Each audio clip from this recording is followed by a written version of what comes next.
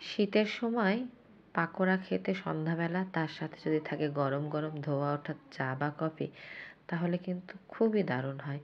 এই শীতের সময় বিভিন্ন রকম সবজি থাকে, আর এই সবজি দিয়ে যদি আমরা পাকোড়া করে খাই, তাহলে কিন্তু যেমন পুষ্টিগুণও পাই, তার সাথে আমাদের খাওয়াটাও খুবই মজার হয়।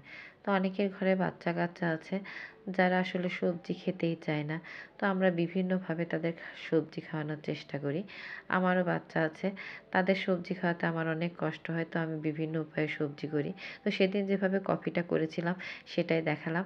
তো আমি আজকের পাকোড়া করার জন্য নিয়েছি হচ্ছে মসুরের ডাউল দিয়ে আমি পাকোড়াটা করব, পাতাকপি, গাজর, আর নিয়েছি হচ্ছে পেঁয়াজের ফুল। আসলে এক এক জায়গায় এক এক রকম বলে, কোথাও পেঁয়াজের হাইস বলে, কখনো ফুল বলে।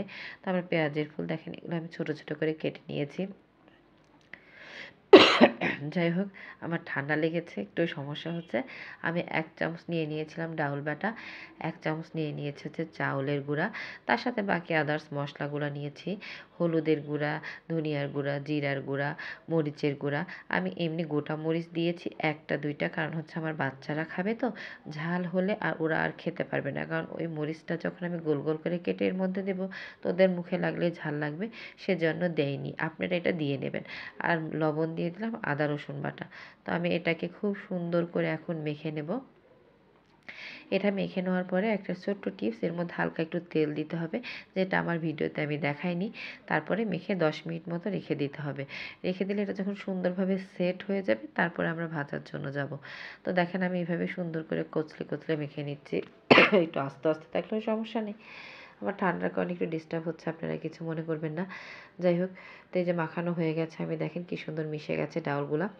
তো এবার আমি চলে আসছি আমার প্যানে আমি একটা প্যানে তেল গরম করে নিয়েছি। আমি সাধারণত ডুবো তেলে এটা ভাজি, কারণ সবসময় পাকোড়া বা বড়া যেটাই বলেন, সেটা যত ডুবো তেলে ভাজবেন তত ওই মজা হবে এবং মুচমুচে হবে। তো আজকে আর আমি ডুবো তেলে না ভেজে ফ্রাই প্যানে দিয়ে ভাজার চেষ্টা করলাম, ভাবলাম যে দেখি কেমন হয়। যাই হোক, খারাপ হয়নি, মোটামুটি ভালোই হয়েছিল আমার পাকোড়াগুলা। তো এই যে আমি সবগুলা পাকোড়াই প্রায় একবারে দিয়ে দিয়েছিলাম, অল্প কিছু বাকি ছিল, আমি ২ বারে আর কি ভেজেছি। তো এই যে আমার পাকোড়াগুলো দেওয়া হয়ে গিয়েছে। তো এগুলো এখন ভাজছি। যখন একটা পাশ মোটামুটি হয়ে যাবে, তখন উল্টে পাল্টে আমি আরেক পাশে দিয়ে দিব। তো এটা বানানো খুবই সহজ, জানেন। একটু মোটামুটি ব্রাউন করে ভেজে নিতে হবে। যারা যেরকম খায়, মানে একটু কড়া করেও অনেকে খায়, একটু বেশি কম বেশি করেও খায়। আপনারা যে যেভাবে খেতে চান খেয়ে নেবেন। যাই হোক, আমার পাকোড়াগুলো হচ্ছে। তো এই যে আমার পাকোড়াগুলো মোটামুটি হয়ে আসছে, আমি মোটামুটি এই অবস্থায় তুলেছি। এই যে দেখেন, আমি একটা প্লেটের উপর টিস্যু দিয়ে সেগুলোকে তুলে নিচ্ছি। তবে জানেন, এই পাকোড়াটা খেতে কিন্তু খুবই মজা হয়েছিল। আমার যেহেতু প্রচুর পরিমাণ ঠান্ডা লেগেছে, আমার খেতে খুব ভালো লাগছিল।